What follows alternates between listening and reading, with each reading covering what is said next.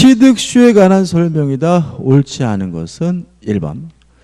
점유를 수반하지 않는 물건. 뭐가 있을까요? 저당권. 그죠? 저당권. 취득수요가 인정되지 않는다. O. 맞는 질문이죠. 그래서 우리가 저당권은 취득수요할 수 없어요. 왜요? 점유하지 못하는 권리니까요. 2번. 부동산 소유권의 점유 취득수요 기간은 20년이다. 3번. 판례는 토지의 일부에 대한 점유 취득수요를 인정한다. 4번. 점유 취득수요 요건으로서의 점유는 자주 점유여야 하고 평온 공연한 점유여야 한다. 맞는 질문이죠. 답은 뭐죠? 5번인데 자, 이런 문제입니다. 등기도 하고 있고 점유도 하고 있는 사람은 10년 지나면 소유권을 취득하는데 이걸 우리가 등기부 취득시효라고 하잖아요. 어떤 경우냐? 갑이 소유하고 있는 A 토지를요, 을이 불법으로 설을 위조해 가지고 자기 앞으로 등기를 해주고요. 을이 또다시 병에게 팔아먹었습니다. 팔고 병은 등기도 넘겨받았고 점유도 하고 있고요. 이 병은 을의 등기가 무효라는 사실에 대해서 선이고 무과실이에요. 그러면 병은 소유권을 갖지는 못합니다. 왜냐? 우리는 등기에 대해서 뭘 인정하지 않죠? 공신의 원칙 인정하지 않으니까요. 다만 이 사람이 몇 년 지나면요? 10년 지나면 소유권을 갖게 되는데 이걸 우리가 등기부 취득시효라고 하는 거죠. 근데 만약에 병이 또다시 정에게 넘겨줬어요. 정도 등기도 하고 있고 점유도 하고 있는데 병이 등기 점유하고 있는 기간은 6년일 때 정은 또다시 10년이어야 되느냐 아니면 4년만 지나면 되느냐, 이 문제에 대해서 우리 판례는 4년만 지나면 된다는 입장이거든요. 다시 말하면 꼭 자기 이름으로 10년간 등기해야 되는 것은 아니고 암명의자와 합산해서 몇 년만 되면 돼요? 10년만 되면 된다는 것이 우리 판례 입장이거든요. 5번.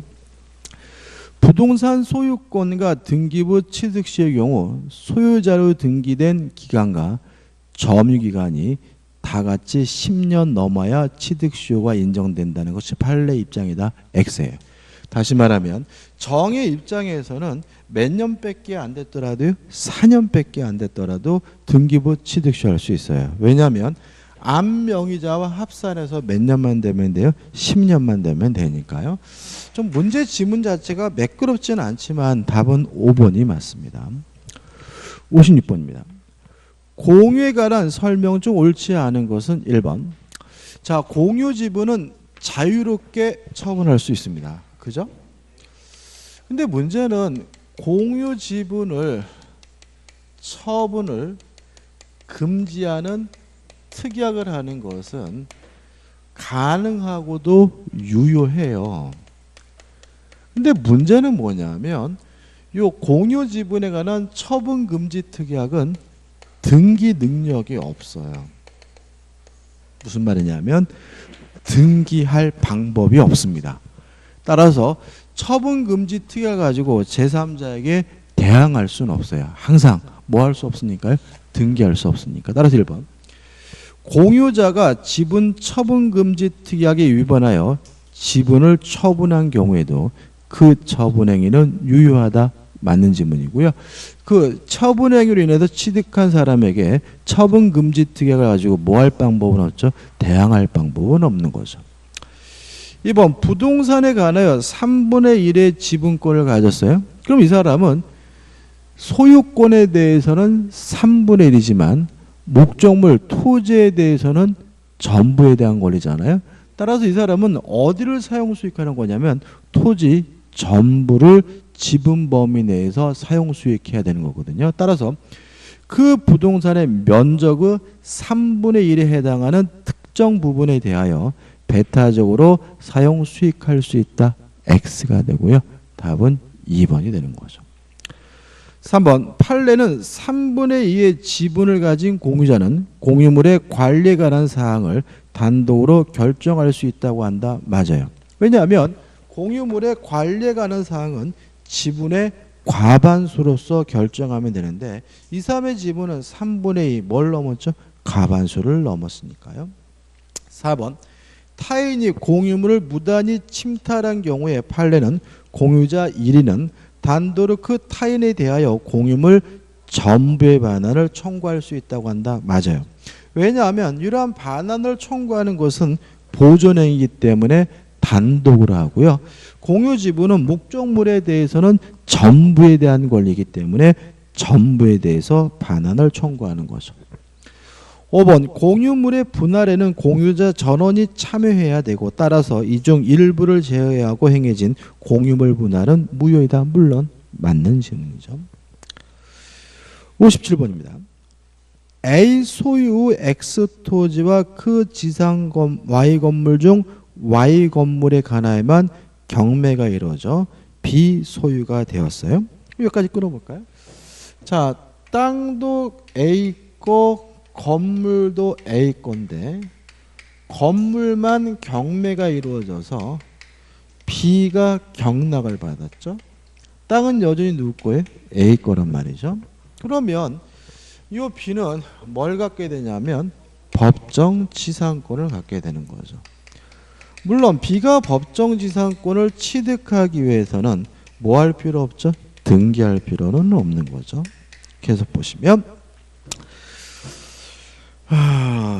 B는 이 건물을 C에게 매매한 후 건물에 대하여 소유권 이전 등기를 격려하였다. 지상권에 관한 현재 아무런 등기도 없다. 다음 설명 중 옳은 거죠. 자, 이런 상태에서 C에게 건물을 팔았단 말이죠. 그럼 여기서 첫 번째 생각해 볼 것은 C는 아직 법정 지상권을 취득하지 못한다. 왜냐하면 B가 법정 지상권을 취득할 때는 뭐 할 필요 없었어요? 등기할 필요가 없었지만 취득한 지상권을 C에게 넘겨주려면은 뭘 해줘야 돼요? 등기를 해줘야 되니까요. 다만 C는 건물을 철거해 줄 필요는 없다. 왜냐하면 C가 지상권을 취득하지 못할 뿐이지 B가 아직도 법정 지상권을 계속 뭐하고 있어요? 보유하고 있는 상태고요. 따라서 C는 B를 대유해서 A에게 지상권 설정 청구가 가능한 상태이기 때문에 건물을 뭐 해줄 필요는 없죠? 철거해 줄 필요는 없는 거죠. 다만 아무런 권한 없이 남의 땅을 사용하고 있는 상태이기 때문에 사용이익은 부당이득으로서 반환을 해줘야 된다는 것이 우리 판례 입장이고 참 시험에 잘 나오는 사례입니다. 자, 옳은 걸 찾죠. 1번. B가 지상권자인데 까지 맞죠? C에게는 건물만 매도하였으므로 의사표시 해석에 의하더라도 C는 B에게 지상권 이전 등기를 청구할 수 없다. X. 대유에서 설정을 청구하고 이전 등기를 청구할 수가 있죠. 2번 C는 A, B에게 지상권 설정 및 이전을 순차적으로 청구할 수 있다. O. 맞는 지문이죠. 다시 말하면 C는 B를 대의해서 A에게 설정 등기를 청구한 후 B에게 이전 등기를 청구하면 지상권을 취득할 수 있다는 얘기니까 2번은 맞는 지문이죠. 3번 현재 지상권에 관하여 등기가 없으므로 B, C 모두 지상권자가 아니다. X죠. 아직도 B에게는 뭐가 있습니까? 법정 지상권이 있죠. 4번 C는 A에게 자신의 명의로 지상권 설정 등기 절차를 격려해 줄 것을 청구할 수 있다. X죠. B를 어떻게 해요? 대의해야죠. 직접 청구할 수는 없고요. 5번 C는 법정 지상권자이므로 X입니다. C에게는 뭐가 없습니까? 지상권이 없죠. 답은 2번입니다. 58번입니다. 지역권에 관한 다음 설명 중 틀린 것은 1번 또 불가분성이죠. 취득과 같은 긍정적인 것은 한 사람이 하면 되므로 1번 공유자 1인이 지역권을 취득하면 다른 공유자도 이를 취득한다. O 맞는 지문이죠. 2번이 답이죠. 왜냐하면 지역권은 요역지상의 권리에 종된 권리입니다. 따라서 지역권만 따로 분리해서 양도할 수가 없기 때문에 2번.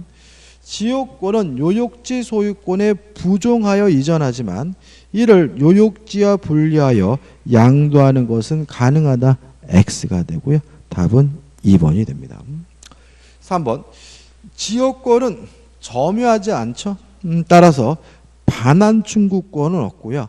방해, 제거와 방해 예방만 청구할 수 있으므로 3번은 맞는 질문이고요. 소멸시효를 중단시키는 것은 소멸을 억제하는 긍정적인 것이니까 한 사람만 하면 되거든요. 따라서 4번. 요역지가 수인의 공인 경우에 그 일인에 의한 지역권 소멸시효 중단은 다른 공유자를 위하여 효력이 있다. 맞는 질문이고요. 5번. 취득시효 중단은 취득을 억제하는 부정적인 것이니까 전원해야 되거든요. 5번. 점유로 인한 지역권 취득 기간의 중단은 지역권 행사하는 모든 공유자에 대한 사유가 아니면 그 효력이 없다. 맞는 질문입니다. 답은 뭐죠? 2번이네요. 59번입니다. 전세권에 관한 설명 중 틀린 것은? 자, 일단 1번. 저당권의 객체는요, 부동산 및 지상권, 전세권입니다. 따라서 전세권의 저당권을 설정할 수 있다는 1번 지문은 맞는 지문이고요. 2번. 전세권은 채장기간에 제한이 있죠. 아무리 길어도 10년을 넘지 못하므로 2번도 맞는 지문이고요. 3번. 상린관계가 뭐죠? 서로 인접한 부동산 간의 이용을 조절하는 관계이기 때문에 그 부동산을 이용하는 사람이라면 소유자든 지상권자든 임차권자든 전세권자든 상린관계에 관한 민법 규정이 적용이 되기 때문에 3번도 맞는 질문이죠. 자, 전세권의 객체는 뭔가요? 부동산이죠. 다시 말하면 건물일 수도 있고 뭐일 수도 있습니까? 토지일 수도 있습니다. 따라서 전세권은 타인의 건물에 대해서만 성립한다. X죠. 전세권의 객체는 부동산이다. 건물일 수도 있고 뭐일 수도 있어요? 토지일 수도 있으니까 건물만에 대해서만 성립한다는 4번 지문은 X가 되는 거죠. 5번. 전세권은 용익물권이지만 담보물권적 성질도 있죠. 따라서 경매권도 인정되고 우선변제권도 인정되므로 5번은 맞는 질문이 되는 거죠. 60번입니다. 유치권에 관한 다음 설명 중 잘못된 것은? 1번은 불가분성입니다. 담보물권은 전액 변제할 때까지 목적물 전부에 대해서 그 권리를 행사할 수 있으므로 1번은 맞는 질문이고요. 2번. 유치권자 과실 수취할 수 있죠. 또 수취한 과실로부터 변제 충당하는 것이 가능하므로 2번. 유치권자는 유치물의 과실을 수취하여 다른 채권보다 먼저 그 채권의 변제에 충당할 수 있다는 지문도 맞는 지문이죠. 4번. 유치권자는 목적물을 반환할 때까지 선량한 관리자로서 주의해야 되고요. 4번. 유치권자에게도 경매권이 인정이 되죠. 따라서 경매권이 인정이 되기 때문에 4번은 뭐죠? X가 되는 거죠. 그죠? 다만 유치권자에게 없는 게 뭐죠? 우선변제권이 없는 거죠. 경매권이 없는 건 아닙니다. 5번은 간이변제 충당권입니다. 5번 읽어보면 정당한 이유가 있는 때는 유치권자는 감정인의 평가에 의하여 유치물로 직접 변제 충당할 것을 법원에 청구할 수 있다. 맞는 지문이고요. 이걸 우리가 간이 변제 충당권이라고 하는 거죠. 61번입니다. 갑은 자기 소유 X 건물의 전면적 수리를 을에게 의뢰하였고 대금 지급기일이 경과했음에도 그 대금을 지급함이 없이 수리를 완료한 을에게 건물의 반환을 요구한다. 다음 중 틀린 거죠. 그러면 이 건물 수리비는 목적물에 관하여 생긴 채권이니까 뭐가 성립하죠? 유치권이 성립하죠. 따라 을은 유치권을 뭐하게 돼요? 취득하게 되므로 1번 을은 갑이 수리대금을 지급할 때까지 X 건물을 유치할 수 있다. 맞는 지문이고요. 물론 유치권자에게 경매권이 인정이 되므로 2번 을은 X 건물을 경매할 수 있다. 맞는 지문이고요.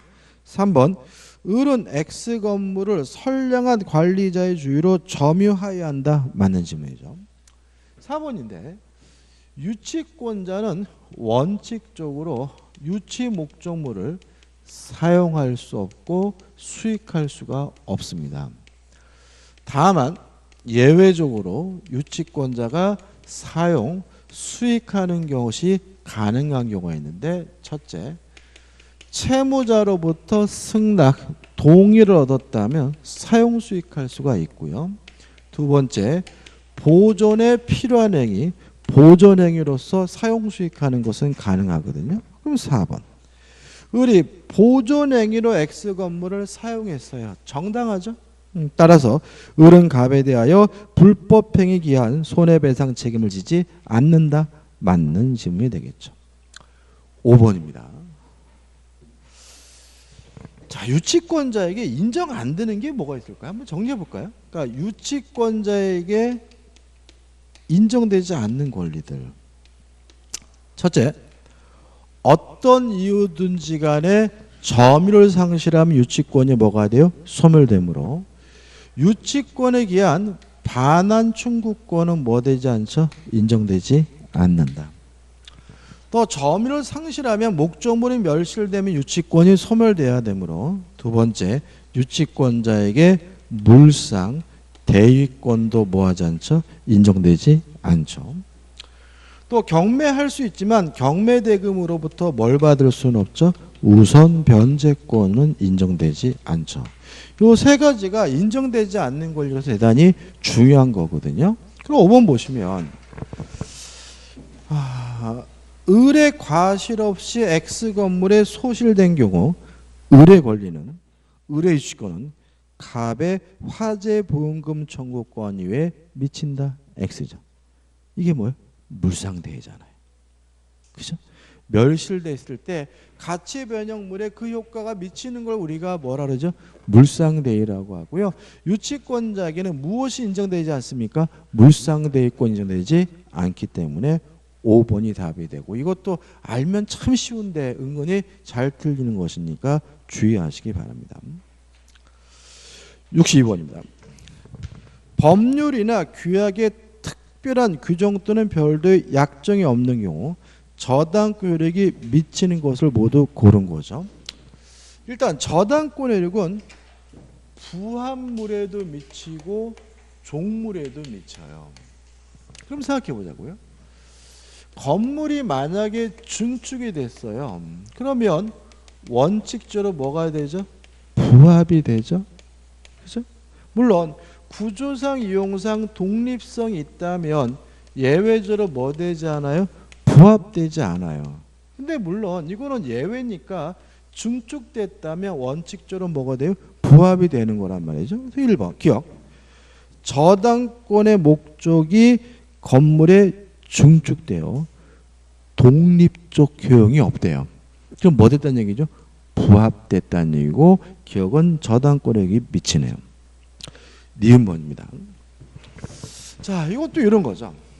땅이 갑의 것이고 건물이 을의 것이에요.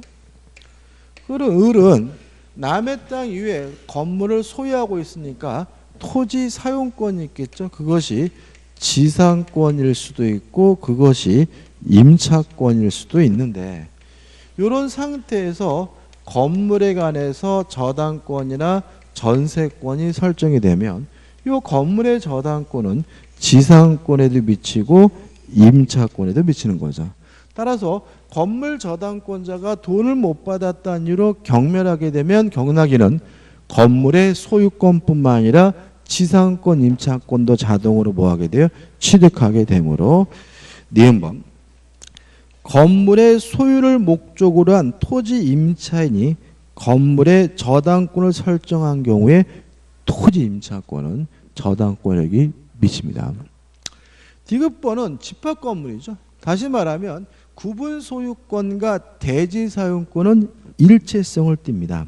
따라서 만약에 아파트의 저당권이 설정되면 당연히 어디에도 미칩니까? 대지 사용권에도 미치고 또 공용 부분에도 미치는 거니까 디귿번. 구분 건물의 전유 부분에 관하여 저당권이 설정된 후 전유 부분의 소유자가 취득하여 전유 부분과 일체가 된 대지 사용권은 저당권 효력이 미치죠. 따라서 기역, 니은, 디귿해서 5번이 답이죠.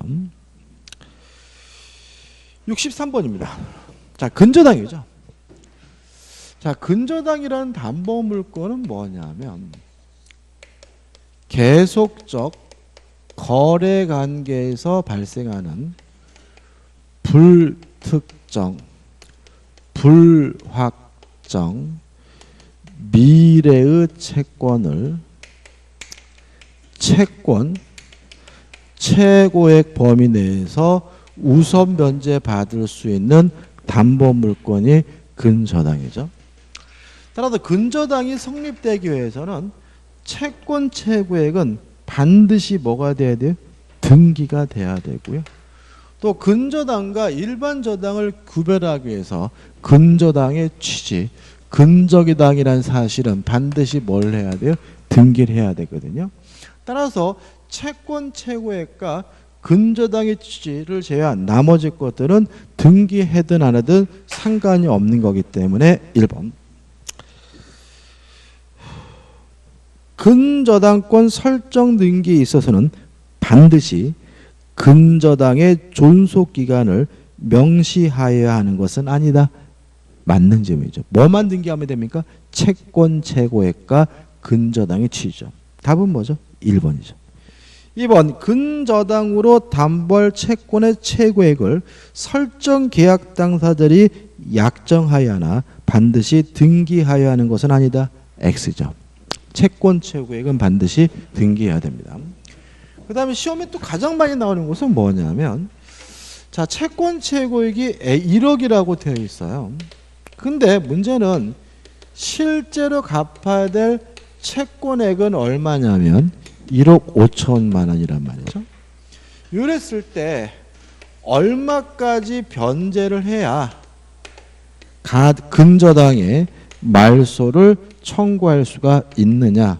이 문제에 대해서 만약에 채무자라면 채권 최고액인 아닌 실제 채권액을 다 갚아야 되니까 1억 5천을 다 갚아야 말소를 청구할 수가 있고요. 채무자가 아닌 물상보증인이나 제3취득자는 어디까지만 갚으면 되죠? 채권 최고액까지만 갚으면 근저당권의 말소를 청구할 수 있으니까 1억만 변제하면 근저당권의 말소를 청구할 수가 있거든요. 따라서 3번. 결산기에 확정된 채권액이 최고액을 초과하더라도 설정자인 채무자는 최고액만을 변제하고 근저당권 설정 등기의 말소를 청구할 수 있다. X가 되고요. 4번 저당 부동산의 제3취득자는 최고액만을 변제하고 근저당권 소멸을 청구할 수 없다. X가 되는 거죠. 그 다음 5번인데 계속적 거래관계가 종료가 되면 채권액이 확정되거든요. 따라서 5번 보시면 피담보채권이 잔존하는 한 기본계약의 해지예요. 기본계약이 해지됐다는 말은 계속적 거래관계가 종료가 됐다는 얘기고요. 그러면 채권액이 확정이 되기 때문에 일반 저당권으로 전환되기 때문에 근저당권 효력에는 아무런 변동이 생기지 않는다는 지문도 X가 되는 거죠. 답은 뭐죠? 1번이 됩니다. 64번입니다. 채무자 을은 자기 소유 나대지위에 채권자 갑을 위하여 저당권을 설정하고 그 지상의 건물을 신축하여 등기까지 마쳤으나 채무 불이행으로 갑으로부터 강제 집행을 받게 이르렀다. 자, 옳지 않은 거죠. 자, 일단 생각해 볼 것이 요 채무자 을이 혹시 건물의 소유를 목적으로 한 법정지상권을 취득하나요?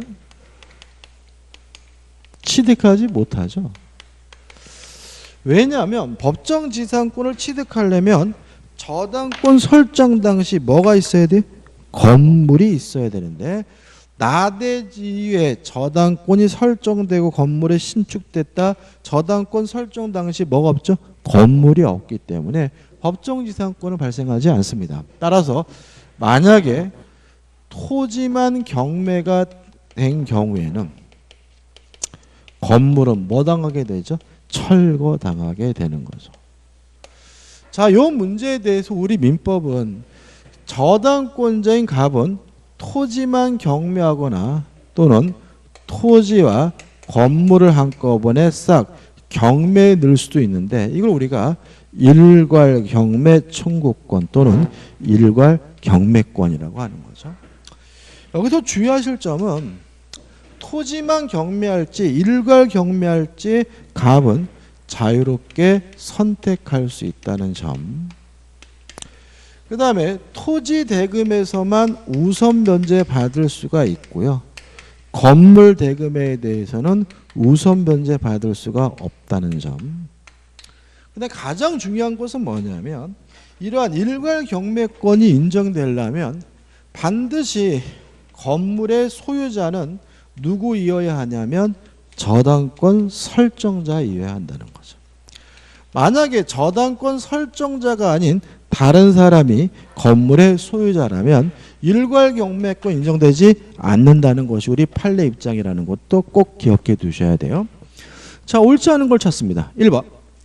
갑은 토지의 경매 대금만으로 충분한 변제를 받을 수 있더라도 그 지상 건물까지 일괄 경매를 신청할 수 있다. 옵니다. 지 마음이에요.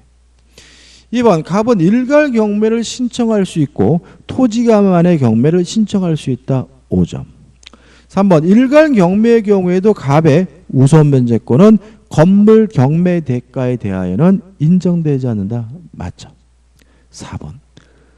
을로부터 위 나대지의 소유권을 양도받거나 용의권을 설정받은 제3자 병이 건물을 신축하여 소유하고 있어요. 다시 말하면 저당권 설정자가 건물의 소유자가 아니에요. 그러면 일괄 경매가 인정되지 않기 때문에 갑의 일괄 경매권은 인정된다. X가 되고요. 답은 뭐죠? 4번이 되는 거죠. 5번. 경매 결과 토지 소유자와 건물 소유자가 달라지게 되면 토지의 경락인은 특단의 사정이 없는 한 건물 소유자의 그 건물의 철거를 요구할 수 있다. 맞아요. 왜요? 을은 뭘 취득하지 못하고 있죠? 법정 지상권을 취득하고 있지 못하니까요. 답은 4번이 되는 거죠. 자, 65번입니다. 갑은 을에 대한 채권을 담보하기 위하여 을 소유 XY 토지의 공동저당권을 설정하였다. 그 병은 을에 대한 채권을 담보하기 위해 X 토지의 저당권을 설정하였다. XY 토지가 동시에 경매되어 배당되는 경우 어느 토지의 경매대금으로 갑에게 변제하게 되는가? 동시 배당을 하면 가액의 비율에 따라서 분담액이 결정되죠. 따라서 5번. 각 토지 경매 대가에 비례하여 분담한다. 맞는 질문이죠. 가장 기본적인 공동저당이네요. 66번입니다. 계약의 성립에 관한 다음 설명 중 잘못된 거죠. 자, 모든 의사표시는 도달이 돼서 효과가 발생된 후에는 더 이상 뭐하지 못하죠? 철회하지 못하죠. 따라서 1번. 청약의 의사표시는 그 효력이 발생한 후에는 철회할 수 없다. 맞죠? 자, 청약에 대한 답장의 승낙은 발신주입니다. 따라서 계약이 성립하는 시점은 승낙을 발신한 때죠. 따라서 2번. 격지자 간의 계약은 승낙의 통지가 도달한 때 성립한다. X가 되고요. 답은 뭐죠? 2번이 되는 거죠. 3번 계약이 성립되려면 승낙기간 내에 도달이 돼야 계약이 성립되므로 3번 승낙기간을 정한 계약의 청약은 청약자가 그 기간 내에 승낙의 통지를 받지 못하는 때는 그 효력을 잃는다. 맞는 질문이고요. 4번 만약에 승낙기간이 정해지지 않았다면 상당한 기간 내에 도달해야 계약이 성립되므로 4번 승낙의 기간을 붙이지 않은 계약의 청약은 청약자가 상당한 기간 내에 승낙의 통지를 받지 못한 때는 그 효력을 잃는다. 맞는 질문이죠.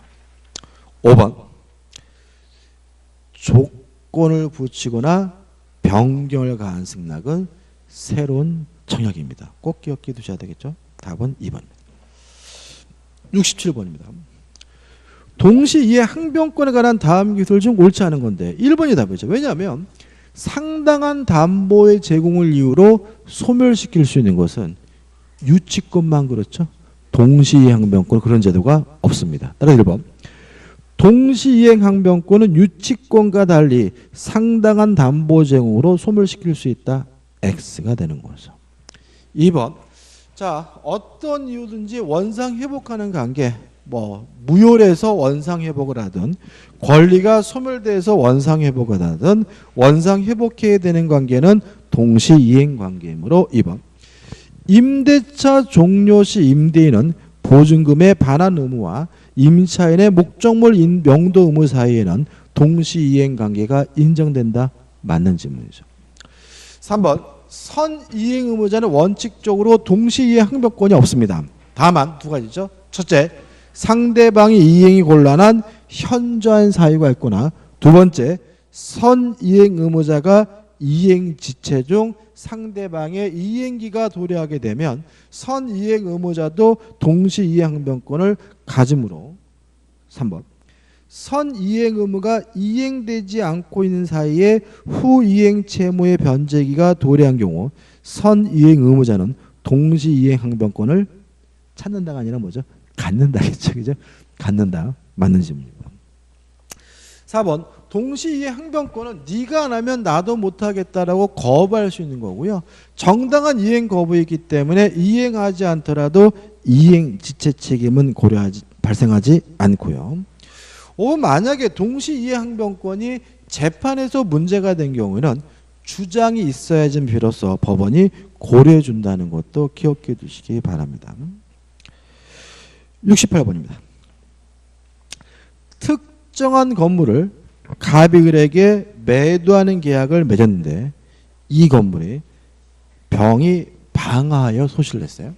그러면 매매 계약할 때는 건물이 있었으니까 무슨 불능이죠? 후발적 불능이고요.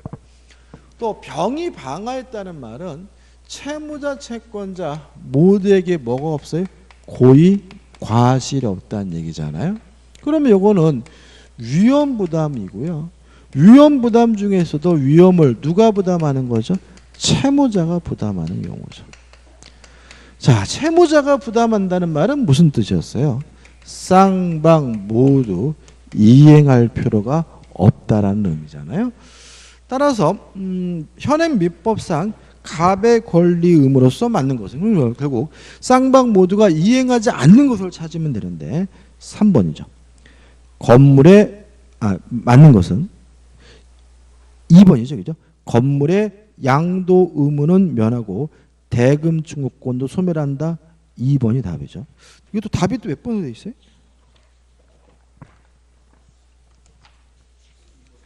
2번 돼 있어요?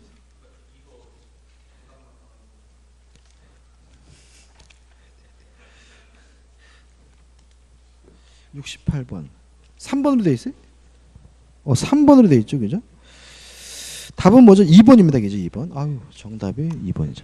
그러니까 해설은 맞죠. 그죠? 채무자가 부담한다는 말은 쌍방 모두가 뭐 할 필요 없어요? 이행할 필요가 없다는 얘기니까 양도 의무는 면하고 대금 충족권도 소멸한다. 이게 맞는 질문이고 답은 뭐죠? 2번입니다. 68번의 답은 3번이 아니라 몇 번이죠? 2번이라고 좀 수정해 주시기 바랍니다. 죄송합니다. 69번입니다. 계약의 법정 해제에 관한 설명 중 틀린 거예요. 1번. 상대방이 그 채무를 이행하지 아니하는 경우에. 이행 안 하는 거죠. 이걸 우리가 뭐라 그러죠? 이행지체. 할 수 있는데 안 하는 게 이행지체고, 이행지체는 원칙적으로 상당한 기간을 정하여 이행을 최고하고, 그래도 이행하지 않으면 그때 비로소 계약을 뭐 할 수 있죠? 해지할 수 있죠. 따라서 이행하지 아니하는 경우, 원칙적으로 상당한 기간을 정하여 그 이행을 최고한 후 상대방이 그 기간 내에 이행하지 아니한 때는 계약을 해지할 수 있다. 맞는 질문이죠.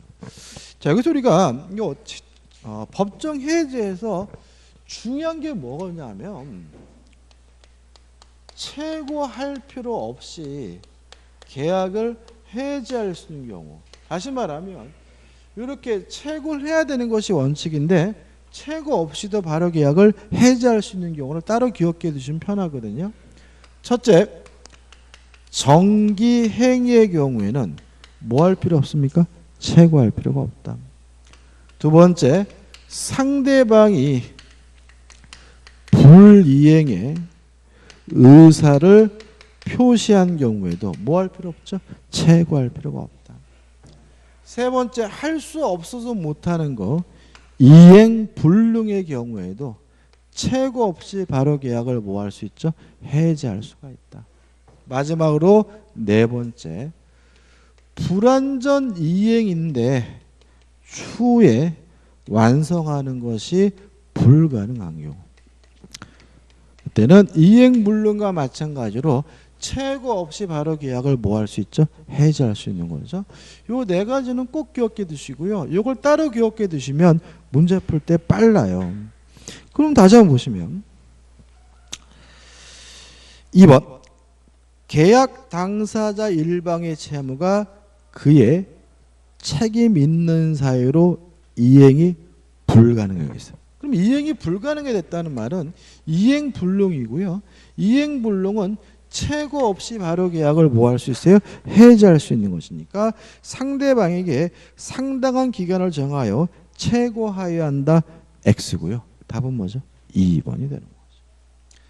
3번, 계약의 성질 또는 당사자의 의사표시에 의하여 일정한 기간 내 이행하지 않으면 계약의 목적을 달성할 수 없는 경우, 이걸 우리가 뭐라 하죠?